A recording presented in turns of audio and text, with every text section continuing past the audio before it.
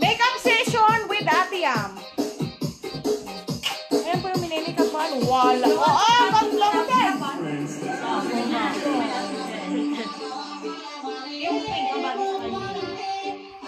Bayan, maganda yun yan. Barabe. Ba't ang labo? Yan talaga. Ayan po yung mga gamit sa makeup. Buhay pa po ang may ano na. Nakahuling gumamit. Hindi po yan makeup ng ano. Oh, ang ganda! Diyos ko po marasip.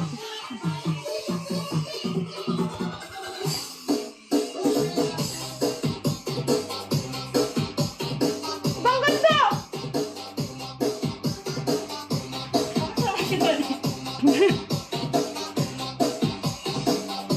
Oh, yan. Ang mga ganyan bagay.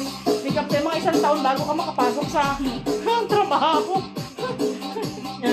Makeup ka ng ganito ba? Kaya nga, yun nga ba? Mga isang taon bago ka makapasok.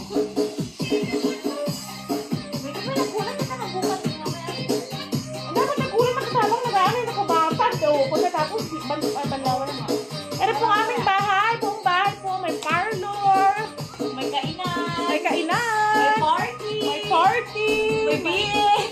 may BS, meron pong makeup, ano po nangyayari dito sa laming loob ng ano, loob po ng aming villa. Galing ayan na po, napakaganda na po ng ating Modeling Incorporated. Dito po ang magandang model kasi kitang-kita mo po talaga ang contour.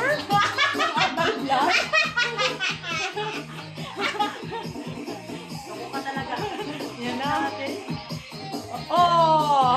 Saan ka dyan? Ganda ka ate. Yung may yung ganda ko. Kita pa lang. At ayaw pong dikitan. Yun na lang ay maliliit para dikitan siya. Yung malalaki kasi flaky. Pang ano naman yan eh, pang night, yung ganyang kulay. Pang party sa panggabi talaga. Flaky po, o flaky. Ang tawag dyan ay flaky. Kama yung mga ano lang, mga supportive lighter. Taga walang ya. Ate, dito sa amin, mabuboost ang iyong Walang ya. Hindi, ang kaanuhan ng mukha mo. Hindi yung Kakapalan. Pala iyak ka, hindi. Hindi. Magiging wala ka ng iyak.